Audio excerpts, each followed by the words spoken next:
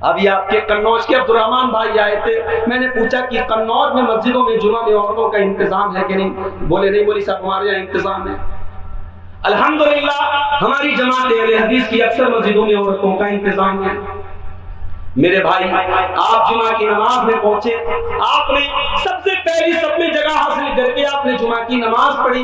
آپ اپنی بیوی کو بھی تو لے کر کے آ سکتے تھے، آپ اپنی بہو کو بھی تو لے کر کے آ سکتے تھے، آپ اپنی بیٹیوں کو بھی تو لے کر کے آ سکتے تھے۔ آپ کہتے نہیں مولوی صاحب ہماری بہو کو کھانا بنانا ہوتا ہے، ہماری بیوی کو کھانا بنانا ہوتا ہے، ہماری بہن کو کھانا بنانا ہوتا ہے۔ میں کہتا ہوں ایک دن کھانا آدھا گھنٹہ لیٹ مل جائے تو کیا حرج کی بات ہے، ایک دن کھانا ایک گھنٹہ بیفور بچ جائے تو کیا حرج کی بات ہے۔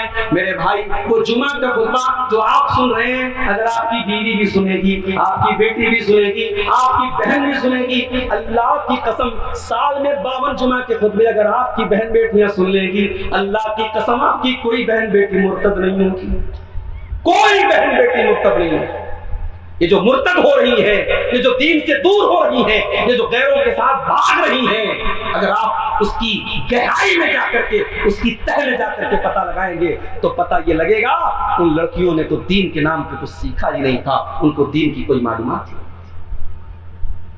آپ دین سیکھ رہے ہیں، کانپور سے آپ دمائش مئو میں آئے، جلسے میں پوری بس لے کر کے آئے، آپ بیوی کو بھی تو لا سکتے تھے، کیوں نہیں لایا؟ آپ کے پڑوس میں پروگرام ہوتا ہے، آپ اپنی بیوی کو لے کے جا سکتے، کیوں نہیں لے کے جاتے؟ میرے پیارے ساتھیوں یاد رکھو یہ آپ کا حق ہے آپ کی بیوی کے اوپر، اور بیوی کا حق ہے آپ کے اوپر کہ دین کے سلسلے میں ایک دوسرے کی مدد کریں۔ اللہ کے پیارے نبی رات میں تہجد پڑھا کرتے تھے، اپنی بیویوں کو بھی اٹھایا کرتے تھے۔ اگر بیوی سو رہی ہے، اما عائشہ فرماتی ہیں میں سوتی رہتی تھی، اللہ کے نبی تہجد کی نماز پڑھتے رہتے تھے۔ جب تہجد آپ پڑھ لیتے تھے اور وتر کا ٹائم آتا تھا، جب وتر کی نماز آپ پڑھنے لگتے تھے، آپ بڑے پیار سے کہتے تھے قومی یا عائشہ فاوتری، اے عائشہ چلو تم نے تہجد تو نہیں پڑھی، کم سے کم میرے ساتھ تم وتر کی نماز تو پڑھو۔ وتر پڑھاتے تھے آپ حضرت عائشہ۔ رمضان کا آخری عشرہ آتا تھا، اللہ کے پیارے حبیب اعتکاف میں بیٹھا کرتے تھے، لیکن آپ اکیلے نہیں بیٹھتے تھے۔ حدیث کے الفاظ ہیں آپ اپنے گھر والوں کو بھی رمضان کی آخری عشرے کی تاخ راتوں میں اور تمام راتوں میں اٹھایا کرتے تھے اور اپنے گھر والوں کو بھی عبادت کروایا کرتے تھے۔ یہ بیوی کا شوہر کے اوپر پہلا حق ہے میرے بھائی، اور شوہر کا بیوی کے اوپر پہلا حق کہ دین کے سلسلے میں ایک دوسرے کی مدد کریں، اور اگر اس میں کچھ سختی کرنا پڑے تو سختی بھی کی جائے۔ شوہر کو بیوی کے اوپر سختی کر دے، بیوی شوہر کے اوپر کچھ سختی کر دے۔ شوہر تھکا آیا ہے، رات کو 2 بجے وہ آیا ہے، 4:30 بجے فجر کا ٹائم ہو گیا، بیوی شوہر کو اٹھا رہی ہے، شوہر کو غصہ بھی آ رہا ہے کہ ابھی میں تو 2 بجے سویا ہوں تو مجھے 4:30 بجے کیوں اٹھا رہی ہے؟ بیوی چاہے تو بڑے پیار سے کہہ سکتی ہے اے میرے سرتاج، اے میرے شوہر، مجھے پتا ہے کہ ابھی آپ کی نیند پوری نہیں ہوئی ہے، مگر آپ فجر کی نماز جماعت سے نہ چھوڑیے، آپ اٹھ جائیے، 15 منٹ کی بات ہے، فجر کی نماز پڑھ کے آ جائیے، پھر آرام سے آپ سو جائیے، میں منع نہیں کروں گی۔ ضرورت پڑے تو شوہر کے اوپر پانی ڈال دے، لیکن شوہر کو اٹھا کر کے فجر کی نماز پڑھوائے، یہ بیوی کا کردار ہونا چاہیے۔ اللہ کے پیارے نبی فرماتے ہیں رحم اللہ رجلا قام من اللیل، اللہ تعالی رحمت نازل فرمائے اس مرد کے اوپر جو رات میں اٹھ کر کے تہجد کی نماز پڑھتا ہے، وَأَيْقَظَ امْرَأَتَهُ، اور اپنی بیوی کو بھی اٹھاتا ہے۔ اگر بیوی اٹھنے سے انکار کر دیتی ہے تو اپنی بیوی کے چہرے پر پانی چھڑک کر کے اس کو اٹھاتا ہے، اور اللہ تعالی رحمت نازل فرمائے اس عورت کے اوپر جو رات میں اٹھ کر کے تہجد کی نماز پڑھتی ہے اور اپنے شوہر کو بھی اٹھاتی ہے، اور شوہر اگر انکار کر دیتا ہے تو شوہر کے اوپر پانی چھڑک کر کے اٹھاتی ہے۔ یہ پہلا میوچول حق ہے، شوہر بیوی کا خیال رکھے، بیوی شوہر کا خیال رکھے۔ اور آگے بڑھیے، ایک اور چیز ہے جس میں دونوں ایک دوسرے کا خیال رکھیں، اور وہ یہ ہے شادی ہو گئی، اب تم ایک دوسرے کی شوہر، مرد شوہر بن گیا، عورت بیوی بن گیا، اب ایک دوسرے کے ساتھ اچھا برتاؤ کیا جائے۔ یہ نہ ہو کہ شوہر اپنے آپ کو ڈکٹیٹر سمجھ لے، حاکم سمجھ لے کہ صاحب یہ تو لونڈی ہے میری، غلام ہے میری، میرے اشاروں پر ناچے۔ اور یہ بھی نہ ہو کہ بیوی شوہر کو جو جی میں آئے وہ بول دے. دونوں ایک دوسرے کے ساتھ بہترین سے بہترین سلوک کریں. قرآن کہتا ہے وَعَاشِرُوهُنَّ بِالْمَعْرُوفِ، اے مسلمانوں تم اپنی بیویوں کے ساتھ اچھا سلوک کرو. ہم ایسے لوگوں کو بھی جانتے ہیں سماج کے اندر ان کا بڑا نام ہے، بڑا رتبہ ہے، بڑا مقام ہے. محلے میں سارے لوگ ان کو سلام کرتے ہیں، لاکھوں لاکھوں روپے وہ مسجدوں میں چندہ دیتے ہیں، لیکن جب ان کے گھر کے حالات جا کر کے دیکھو تو پتہ یہ لگتا ہے کہ بیوی کے اوپر بڑا ظلم کرتے، بڑا مارتے پیٹتے. او لوگوں، تمہاری نمازیں تمہارے منہ کے اوپر مار دی جائیں گی، تمہارے روزے تمہارے منہ کے اوپر مار دیے جائیں گے. کل قیامت کے دن پوچھا جائے گا تو سماج کے لیے بڑا نیک بنا کرتا تھا، تو اپنی بیوی کے لیے ایک بہترین شوہر کیوں نہیں بنا؟ کیا تو نے اپنے نبی کی سیرت نہیں پڑھی؟ تیرے نبی اس کائنات کے سب سے بہترین انسان بھی تھے اور اپنی بیویوں کے لیے ایک بہترین شوہر بھی تھے. آپ ہوں گے زمانے کے لیے بہت بڑے 30 مار خواہ ہوں، گھر میں داخل ہوں تو بیوی کے لیے شوہر ہیں، شوہر بن کے رہا. وہ جو پروٹوکال ہے وہ گھر کے باہر رکھے، گھر کے اندر کوئی پروٹوکال نہیں چلے. اللہ کے نبی صحابہ کرام کی نظر میں کتنے معزز تھے، صحابہ اپنے نبی کا کتنا احترام کرتے تھے. بعض صحابہ تو یہاں تک کہتے ہیں کہ ہم نبی سے آنکھ ملا کر کے بات نہیں کرتے تھے. اللہ کے نبی کے منہ سے کوئی تھوک نکلتا تھا تو کوئی نہ کوئی صحابی اپنے بدن سے رگڑ لیتا تھا، مل لیتا تھا. اللہ کے نبی کا وضو کا بچا ہوا پانی صحابہ کرام لے کر کے آپس میں ایک دوسرے کے اوپر مل لیا کرتے. اتنی محبت کرتے تھے، اتنے رسپیکٹ کرتے تھے، اتنا احترام کرتے تھے. مگر اللہ کے نبی جب اپنے گھر میں آتے تھے آپ کی بیویاں آپ سے غصہ بھی ہوتی تھی. تصور کرو، اللہ کے نبی کی بیویاں آپ سے غصہ ہوتی تھی. شوہر کے اوپر بیوی غصہ کر سکتی ہے، یہ نبی نے اپنی سیرت میں آپ کو دکھایا. آپ وہ حدیث دیکھیے، صحیح بخاری اور صحیح مسلم کے اندر وہ حدیث آپ کو مل جائے گی. اللہ کے پیارے نبی اما عائشہ سے فرماتے ہیں اے عائشہ مجھے پتہ چل جاتا ہے تم کب مجھ سے ناراض ہوتی ہو اور تم کب مجھ سے خوش ہوتی ہو. اے عائشہ جب تم مجھ سے ناراض ہوتی ہو اور قسم کھاتی ہو تو کہتی ہو کہ ابراہیم کے رب کی قسم، اور جب مجھ سے تم خوش ہوتی ہو تو کہتی ہو محمد کے رب کی قسم صلی اللہ علیہ وسلم.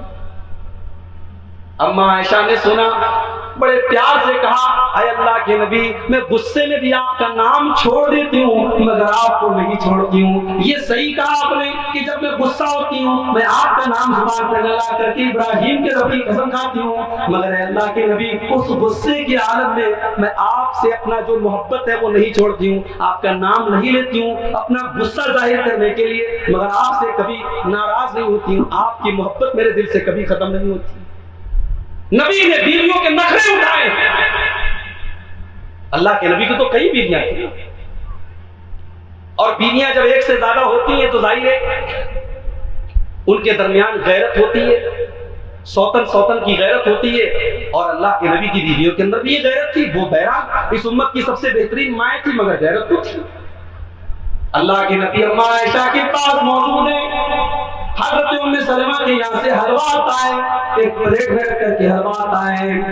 حدیث کے الفاظ ہیں اللہ کے نبی ابھی اپنے ہاتھ میں حلوہ کی پلیٹ لیتے بھی نہیں ہیں، اما عائشہ اس پلیٹ کو لے کر کے زمین پہ مار دیتی ہیں، اس پلیٹ کو لے کر کے زمین پہ پھینک دیتی ہیں اور پلیٹ کے 2 ٹکڑے ہو جاتے ہیں. اللہ کے نبی اگر چاہتے تو غصہ ظاہر کرتے، ناراضگی ظاہر کرتے، اما عائشہ کو ڈانٹتے پھٹکارتے، مگر آپ نے بڑے پیار سے فرمایا غارت امکم، وہ لوگوں تمہاری ماں کو غصہ آ گیا، تمہاری ماں عائشہ کو غصہ آ گیا.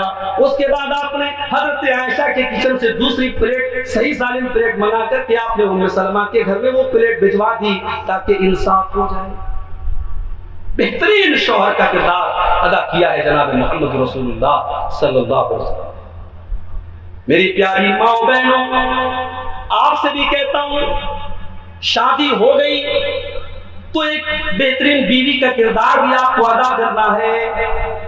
شوہر اگر کچھ کم کماتا ہے اس کی کمائی کچھ کم ہے، ہو سکتا ہے کہ آپ کے مائکے کے جیسی سہولتیں آپ کے سسرال میں نہ مل پائیں، ہو سکتا ہے کہ آپ اے سی میں رہنے والے ہوں، آپ کے شوہر کی کمائی اے سی کے لائق نہ ہو، کولر میں آپ کو رکھتا ہے، ہو سکتا ہے آپ کے گھر میں جتنے بڑے بڑے کمرے تھے اتنے بڑے بڑے کمرے آپ کو سسرال میں نصیب نہ ہو سکتا ہے آپ کا باپ آپ کو سال میں 12 جوڑی کپڑے پہنایا کرتا تھا اور شوہر کی کمائی 2-3 جوڑوں سے زیادہ کی نہیں ہے، لیکن میری پیاری ماں بہنوں یہ بات یاد رکھو، جب آپ نکاح میں آ گئی تو شوہر کی اچھے دنوں میں بھی آپ اس کی جیون ساتھی ہیں، اس کی پریشانی میں بھی آپ اس کی جیون ساتھی ہیں، شوہر اگر کم کما رہا ہے تب بھی آپ اس کی بیوی ہیں، اور شوہر زیادہ کما رہا ہے تب بھی آپ اس کی بیوی ہیں، اور اگر آپ کو اس بات کو دیکھنا ہو تو ذرا اپنے نبی کی بیویوں کی سیرت اٹھا کے دیں۔ میرے نبی کی بیویوں سے بڑھ کے تو اس دنیا میں کوئی نیک عورت نہیں آئی، وہ اس امت کی مائیں تھیں۔ میری پیاری ماں بہنوں، ان کے گھر میں کون سا فرنیچر تھا، ان کے گھر میں کون سا فریج تھا، ان کے گھر میں کون سا اے سی تھا، ان کے گھر میں کون سا کولر تھا، ہائے ہائے نبی کے وہ چھوٹے چھوٹے کمرے جس میں امت کی ان ماؤں نے زندگی گزاری ہے، اور کمروں کا حال اگر آپ سیرت کی کتابوں میں پڑھ کے دیکھ لیں تو شاید آپ کی آنکھوں سے آنسو جاری ہو جائیں۔ حضرت سعید بن مسیب فرماتے ہیں جب عبد الملک بن مروان کے دور میں ان کمروں کو توڑا جانے لگا تو سعید بن مسیب کہتے ہیں کہ وہ لوگوں نبی کہ ان کمروں کو مت توڑو، ان کمروں کو رہنے دو تاکہ آنے والی نسلیں دیکھیں کہ نبی کا کمرہ کیسا ہوتا تھا، وہ مٹی کا فرش، وہ چھوٹی چھوٹی چھتیں اور وہ کھجور کے چھپر اور وہ کھجور کے تنے کے پلر اور وہ چھوٹے چھوٹے کمرے جنہیں اس امت کی ماؤں نے پوری زندگی گزار دی۔ میرے پیارے ساتھیوں، وہ کمرے ہمارے مکانوں کی طرح عالیشان نہیں تھے، ان میں ماربل نہیں بچھے ہوئے تھے، ان میں بہترین رنگوں ڈیزائن موجود نہیں تھے، مگر وہ بڑی برکت والے کمرے تھے۔ انہیں کمروں میں جبریل آیا کرتے تھے، انہیں کمروں میں قرآن اترا کرتا تھا، انہیں کمروں میں اللہ کے پیارے نبی آرام کیا کرتے تھے۔ اور جانتے ہو کیسے دن کاٹے ہماری ماؤں نے اپنے نبی کے ساتھ؟ ہمارے دور کی عورتوں کے اوپر اگر وہ دن آ جائے تو شوہر کو چھوڑ کے چلی جائے۔ اماں عائشہ فرماتی ہیں 2 مہینے گزر جایا کرتے تھے، 2 مہینے گزر جایا کرتے تھے اور آسمان کے 3 چاند ہم دیکھ لیا کرتے تھے، لیکن اللہ کے نبی کی 9 بیویاں تھی، کسی بیوی کے گھر میں چولہا جلنے کی نوبت نہ آیا کرتی تھی۔ 2 مہینے تک اللہ کے نبی کا پورا پریوار، آپ کی 9 بیویاں، آپ کی بیٹیاں، آپ کے بچے کھجور کھا کر کے اور پانی پی کر کے گزارا کیا کرتے تھے، مگر ان بیویوں نے کبھی اپنی زبان پر حرف شکایت نہ لایا، کبھی اپنے نبی کو تانا نہ دیا کہ آپ کی کمائی بہت کم ہے، اپنے نبی کو کبھی شکایت کا موقع نہ دیا۔ اور جب وہ حالات آئے مسلمانوں کے اوپر جو تھوڑی آسانی کا دور آیا اور مدینہ کے اور لوگوں کے گھر میں تھوڑا لائف سٹائل اور اچھا ہو گیا، کھانا اچھا ہو گیا، پہننا اچھا ہو گیا، رہنا اچھا ہو گیا، تو نبی کی بیویوں نے بھی محسوس کیا کہ ہمارا لائف سٹائل بھی تھوڑا اچھا ہونا چاہیے۔ انہوں نے اللہ کے نبی سے ڈیمانڈ کی، اے اللہ کے نبی اب تو مدینہ کے سارے گھروں میں اچھے اچھے پکوان پک رہے ہیں اور اچھے اچھے کھانے بن رہے ہیں اور اچھے اچھے کپڑے پہنے جا رہے ہیں، اے اللہ کے نبی ہم تو آپ کی بیویاں ہیں، ہم تو اس امت کی مائیں ہیں، کیا ہمیں اچھا کپڑا پہننے کا حق حاصل نہیں؟ کیا ہمیں اچھے کھانے کھانے کا حق حاصل نہیں؟ اے اللہ کے نبی ہم چاہتے ہیں کہ سال میں جو پیسہ ہم کو دیا جاتا ہے، جو نفقہ ہمیں دیا جاتا ہے، اس میں کچھ بڑھوتری کر دی جائے، کچھ اضافہ کر دیا جائے، کچھ انکریمنٹ کر دیا جائے۔ ایمان سے بتاؤ میرے بھائی، کیا ہماری ماؤں کا یہ ڈیمانڈ کرنا غلط تھا؟ کیا ان کا ایک اچھی زندگی گزارنے کا حق حاصل نہیں تھا؟ ان کی ڈیمانڈ تو بالکل بھی غلط نہیں تھی، مگر اللہ تعالیٰ کو اپنے نبی کی بیویوں کی یہ ڈیمانڈ بھی پسند نہیں آئی۔ اللہ نے قرآن کے 21ویں پارے کی آیتیں نازل کر دی، یا ایھا النبی قل لازواجک ان کنتن تردن الحیاۃ الدنیا وزینتها فتعالین امتعکن واسرحکن سراحا جمیلا۔ اے نبی اپنی بیویوں سے کہہ دیجئے اگر تم کو دنیا کی چمک دمک چاہیے، تم کو دنیا کی دولت چاہیے، تو اے نبی کی بیویوں آ جاؤ، میں تم کو دنیا کی دولت دے دیتا ہوں، مگر پھر تم کو اپنے گھر میں نہیں رکھوں دوں گا، تم کو طلاق دے دوں گا، تم کو اپنے گھر سے نکال دوں گا، تم جاؤ دنیا کا عیش و آرام لے لو، مگر پھر تم محمد کے گھر میں نہیں رہ سکتی ہو۔ وَإِن كُنتُنَّ تُرِدْنَ اللَّهَ وَرَسُولَهُ وَالدَّارَ الْآخِرَةَ فَإِنَّ اللَّهَ أَعَدَّ لِلْمُحْسِنَاتِ مِنكُنَّ أَجْرًا عَظِيمًا۔ اور اے نبی کی بیویوں، اگر تم اللہ سے محبت کرتی ہو، اس کے نبی سے پیار کرتی ہو اور آخرت میں اپنا گھر بنانا چاہتی ہو، تو اے نبی کی بیویوں تم نیکی کا کام کرتی رہو اور نبی کے ساتھ اچھے برے حالات میں نبی کا ساتھ دیتی رہو، اللہ تم کو تمہاری نیکیوں کا پھل ضرور دے گا۔ یہ دو آیتیں نازل ہوئی۔ جب یہ دو آیتیں نازل ہوئی، بخاری کے الفاظ ہیں، اللہ کے نبی حضرت عائشہ کے پاس اے عائشہ، اے عائشہ تم سے ایک بڑی ضروری بات کرنی ہے۔ اے اللہ کے نبی بتائیے کیا بات ہے؟ اے عائشہ بہت امپورٹنٹ بات ہے، دیکھو تم جلدی بازی مت کرنا، تم اس فیصلے کے سلسلے میں کوئی جلدی مت کرنا، اپنے ماں باپ سے رائے لینے کے بعد کوئی فیصلہ کرنا۔ اے اللہ کے نبی آخر بات کیا ہے، بات تو بتائیے۔ آپ نے قرآن کی یہی دونوں آیتیں پڑھ کے سنا دی اور کہا کہ اے عائشہ دیکھو اللہ تعالیٰ تمہیں اختیار دے رہا ہے، یا تو تم دنیا کی دولت لے کر کے اپنے نبی کا گھر چھوڑ کے چلی جاؤ، یا دنیا کی تھوڑی سی پریشانی اٹھا لو لیکن اپنے نبی کے ساتھ رہو، تمہیں اللہ جنت دے گا۔ اے عائشہ بتاؤ تمہاری چوائس کیا ہے، تم کیا پسند کرتی ہو؟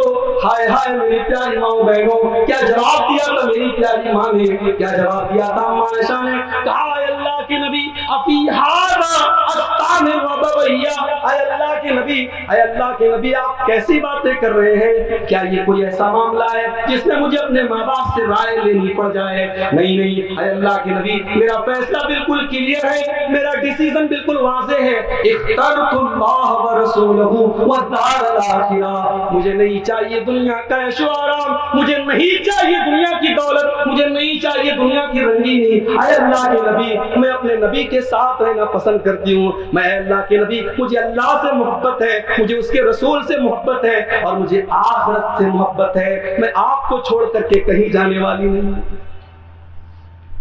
اتنی بڑی قربانی دی تھی نبی کی بیوی، اتنا بڑا اختیار ملا، چوائس ملی، آپشن ملا، انہوں نے کہا نہیں ہمیں دنیا نہیں چاہیے، ہم نبی کے ساتھ۔ اور جب انہوں نے اتنی بڑی قربانی دی تو اللہ نے انعام کیا دیا ان کو؟ اللہ نے دو انعام دیا۔ پہلا انعام تو دنیا والوں کو سنا دیا، وَأَزْوَاجُهُ أُمَّهَاتُهُمْ، اے ایمان والو یہ نبی کی بیویاں یہ تمہاری ماں کا درجہ رکھتی ہیں، ان کا نام لینا تو ان کو ماں کہہ کر کے پکارنا، ان کو ام المؤمنین کہہ کر کے پکارنا، جیسے اپنی ماں کو تم کبھی گالی نہیں دے سکتے، ان کو کبھی گالی دینا تو بڑی دور کی بات ہے، اگر ان کو کوئی گالی دے تو تم کبھی برداشت مت کرنا، یہ تمہاری ماں کا درجہ رکھتی ہیں۔ اور دوسرا مقام اللہ نے یہ دیا کہ اپنے نبی سے کہہ دیا کہ اے نبی اب ان بیویوں میں سے کسی کو آپ کبھی طلاق نہیں دے سکتے، اب یہ دنیا میں بھی آپ کی بیوی ہے اور آخرت میں بھی آپ کی بیوی رہیں گی، یہ جنت میں بھی آپ کی بیوی رہیں گی، انہوں نے اتنی بڑی قربانی دی ہے، اس کا صلہ یہ ہے کہ یہ آخرت میں بھی آپ کی بیوی رہیں گی۔ تو ایک دوسرے کے ساتھ سکھ میں دکھ میں آسانی میں پریشانی میں ساتھ دینے کا نام میرے بھائیوں شادی شدہ زندگی ہے۔ شوہر کو چاہیے ایک بہترین شوہر بنے، بیوی کو چاہیے ایک بہترین۔ اور آگے بڑھیں، شادی ہوئی کس لیے؟ اللہ نے شادی کا یہ نظام کیوں بنایا؟ اس لیے بنایا ہے تاکہ ایک دوسرے کی جو جنسی خواہشات ہیں، جو سیکسول ڈیزائرز ہیں، وہ صحیح طریقے سے پورے۔ اب اسلام یہ بھی کہتا ہے کہ شوہر اپنی بیوی کی ضرورت کو پوری کرنے میں کوئی کوتاہی نہ کرے، بیوی بھی اپنے شوہر کی ضرورت کو پوری کرنے میں کوئی کوتاہی نہ کرے۔ قرآن کا 18واں پارہ اٹھاؤ، اللہ فرماتا ہے والذین هم لفروجهم حافظون، کامیاب وہ لوگ ہیں جو اپنی شرمگاہوں کی حفاظت کرتے ہیں، جو اپنی شرمگاہوں کا کبھی غلط استعمال نہیں کرتے ہیں، الا علی ازواجہم او ما ملکت ایمانہم، سوائے اپنی بیویوں کے اور سوائے اپنی لونڈیوں کے۔ لونڈیوں کا کانسیپٹ آج کے دور میں موجود نہیں ہے، اس پر ہم بات نہیں کریں گے۔ اللہ نے کہا کہ صرف اپنی شرمگاہوں کا استعمال وہ اپنی بیویوں کے لیے کر سکتے ہیں۔ اس سے دو چیزوں کا رد ہو گیا۔ ایک ہمارے نوجوان آج کل جو ایک بہت بڑی برائی میں مبتلا ہے، جس کو ماسٹربیشن بولتے ہیں، یا اپنے ہاتھوں سے ہم کہہ لیں کہ زنا کرنا بولتے سکتے ہیں ہاتھوں سے کیا جانے والا زنا جو آج انٹرنیٹ کی وجہ سے آج ہمارے نوجوانوں میں بہت زیادہ پاپولر ہو رہا ہے، یہ حرام ہے اور ناجائز ہے، اور اس کی دلیل قرآن کی یہی آیت ہے کہ ایمان والے اپنی شرمگاہوں کا استعمال صرف اپنی بیوی کے ساتھ کرتے ہیں۔ اس سے یہ بھی پتا چلا کہ بیوی آپ کی بیوی ہے تو یہ ضرورت اس کو آپ کو پوری کرنا ہے۔ یہ سال بھر کے لیے آپ اپنی بیوی کو چھوڑ کر کے بلا کسی مجبوری کے آپ بمبئی میں رہتے ہیں، آپ پونا میں رہتے ہیں، بیوی کو ساتھ میں رکھ سکتے ہیں۔ میں کہتا ہوں کچھ کم پیسے کماؤ، کچھ کم سہولتیں اپنے گھر والوں کو دو، مگر اپنی بیوی کو اپنے ساتھ رکھو میرے بھائی۔ یہ شوہر کا بیوی سے سال بھر دور رہنا یہ بہت سارے فکروں کی جڑ ہے اور ہم سماج میں اس کو دیکھ سکتے ہیں۔ اور جب بات آئی ہے تو مجھے ایک بات کی اور اجازت دیجیے۔ ایک عام کام کرنے والا، اس کو جب کام دیا جاتا ہے تو ساتھ میں فیملی کوارٹر دیا جاتا ہے، مگر مسجد کا امام اس کو ہم بیچارے کو اتنا چھوٹا سا کمرہ دیتے ہیں کہ وہ بیچارہ کسی طریقے سے اپنا پیر پھیلا کے اس میں سو سکے۔ اس ملک میں ہزاروں لاکھوں امام ہیں مسجدوں کے جو زندہ ہیں مگر ان کی بیوی بیوہ کی زندگی گزار رہی ہے۔ وہ سال میں جب عید کا تہوار آتا ہے تو وہ بھی عید کی نماز پڑھا کے اپنے گھر جاتا ہے۔ کیا اس کی بیوی کو حق نہیں ہے اپنے شوہر کے ساتھ رہنے کا؟ اس کے بچے اپنے باپ کے رہتے ہوئے یتیم کی زندگی گزارتے ہیں، کیا اس کے بچوں کو حق نہیں ہے اپنے باپ کا پیار پانے کا؟ شرم کرو میرے بھائیو، شرم کرو۔ جو قوم اپنی مسجد میں نماز پڑھانے والے امام کو شادی شدہ ہونے کے باوجود اس کی بیوی سے دور رکھے، اس قوم کی یہی درگت ہونی چاہیے جو اس وقت ہوئی۔ آج کتنے فتنے ہو رہے ہیں، کتنی جگہ قرآن پڑھانے والا ٹیوشن پڑھانے والا مولوی کسی لڑکی کو لے کے بھاگ گیا، فلاں جگہ کسی امام نے غلط کام کر دیا۔ یہ کیوں ہو رہا ہے؟ ہم نے دروازہ کھولا ہے اس لیے کتا اندر آ رہا ہے، ہم نے فتنوں کا دروازہ کھولا ہے اس لیے یہ فتنے پیدا ہو رہے ہیں۔ مسجدوں کے امام اور مدرسے میں پڑھانے والے ٹیچروں کے لیے بھی آپ کو ہر حال میں فیملی کوارٹر کا انتظام کرنا چاہیے۔ نہیں کریں گے تو بہت سارے فتنے جنم لیں گے اور آدمی کو دیکھیں۔ ضرورت ہے بھائی، شوہر کو بیوی کی ضرورت ہے۔ شادی نہیں ہوئی تھی الگ بات ہے، شادی ہو گئی اور بیوی شوہر سے دور ہے، شوہر بیوی سے دور ہے، بہت ہی غلط بات ہے، بہت ہی غلط کام ہے جو آج ہو رہا ہے۔ اسی لیے اسلام یہ کہتا ہے اگر شوہر اپنی بیوی کو بستر پر بلائے، بڑے صاف الفاظ میں اللہ کے نبی فرماتے ہیں، بخاری کے الفاظ ہیں، اذا دعا الرجل امرأته الى بیتہ، جب شوہر اپنی بیوی کو بستر پر بلائے فابت، اور بیوی بلا کسی مجبوری کے انکار کر دے، کوئی مجبوری ہو، بیماری ہے، تکلیف ہے، الگ بات ہے، بغیر کسی مجبوری کے اگر بیوی انکار کر دے، نبی کے الفاظ ہیں لعنت الملائکۃ حتی تصبح، صبح تک فرشتے لعنت کرتے رہتے اس بیوی کے اوپر کہ تو نے اپنے شوہر کی خواہش کو پورا کرنے میں تو نے کوتاہی کی ہے، جو ایک بیوی کا فرض تھا تو نے ادا نہیں کیا۔ تو شوہر کو بھی چاہیے کہ اس معاملے میں بیوی کا حق ادا کرے، اگر اس کے اندر کوئی جسمانی طور پر کمی ہے اس کمی کو پورا کرے، اور بیوی کو بھی چاہیے کہ شوہر کو شکایت کا موقع نہ دے۔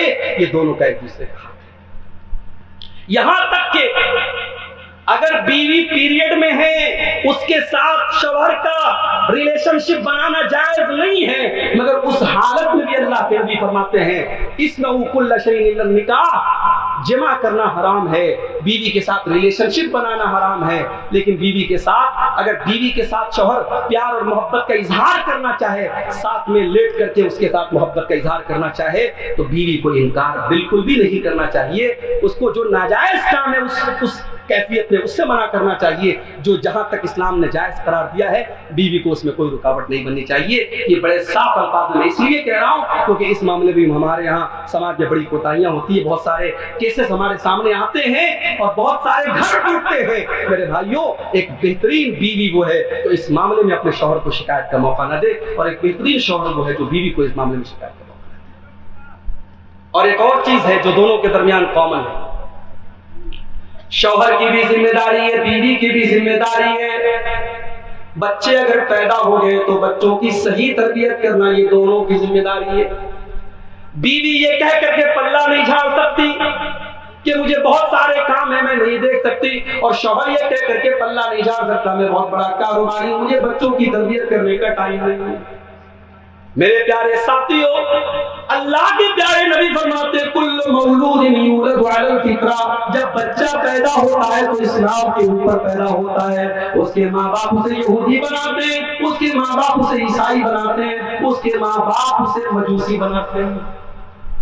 ابھی آج کل ایک ویڈیو بڑا وائرل ہوا ہے 2 دن پہلے، مدھیہ پردیش کا ویڈیو ہے، شاید آپ نے دیکھا ہو، ایک 12-14 سال کا لڑکا جلوس نکل رہا ہے اور جلوس میں نعرہ لگا رہا ہے فلاں مسلک کا نام لے کر کے، فلاں سور مرد آباد، فلاں سور مرد آباد، فلاں سور مرد آباد، اور یہ نعرہ اس نبی کی محبت اور اس نبی کی پیدائش کے جشن کے نام پہ لگ رہا ہے جس نبی نے کبھی اپنی زندگی میں گالی کا جواب بھی گالی سے نہیں دیا، جس نبی نے اپنے دشمنوں کو بھی کبھی گالی نہیں دی ہے، اور جس نبی نے گالی کے جواب میں بھی کبھی اپنی زبان کو گالی سے آلودہ نہیں کیا ہے۔ یہ 12-14 سال کے بچے کے اندر اتنی نفرت کیسے پیدا ہوئی میرے بھائیوں؟ اس میں اس کے ماں باپ کا کردار ہے، ماں باپ کی تربیت بولتی ہے، باپ کی تربیت بولتی ہے، اسے یہی سکھایا گیا ہے کہ تو صحیح ہے، تیرا مذہب صحیح ہے، تیرا مسلک صحیح ہے، اور باقی سب سور ہیں اور باقی سب کمینے ہیں۔ تو جو اس کو پٹی پڑھائی گئی، وہ 12-14 سال کا لڑکا وہ نعرہ لگا رہا ہے اور آج ویڈیو پورا وائرل ہو رہا ہے۔ یہ حالات ہیں ہمارے بچوں کی تربیت، یہ ماں کی بھی ذمہ داری ہے، یہ باپ کی بھی ذمہ داری۔ اسی عربی کا ایک شاعر کہتا ہے لیس الیتیم من انتہا ابواہ من ہم الحیات وخلفاہ ذلیلا، یتیم وہ نہیں ہے جس کے ماں باپ اسے چھوڑ کے چلے جائیں، ان الیتیم هو الذی تلقى له اما تخلت وهو مشغولا، ارے یتیم تو وہ انسان ہے جس کی ماں کے پاس اس کے لیے ٹائم نہیں، جس کے باپ کے پاس اس کے لیے ٹائم نہیں، باپ اتنا بڑا کاروباری ہے، بچوں کی تربیت کے لیے اس کے پاس کوئی ٹائم نہیں، اور ماں اتنی بڑی کام کاجی ہے، بچوں کی تربیت کے لیے اس کے پاس کوئی ٹائم نہیں۔ میری ماں اور بہنوں، آپ ایک بہترین ماں کا کردار ادا کیجیے، میرے بھائیوں آپ ایک بہترین باپ کا کردار ادا کیجیے، اولاد کی تربیت یہ دونوں کی مشترکہ ذمہ داری۔ اور ایک اور چیز ہے جو میاں بیوی دونوں کی مشترکہ ذمہ داری ہے کہ ایک دوسرے کی پرائیویٹ باتیں شیئر نہ کریں۔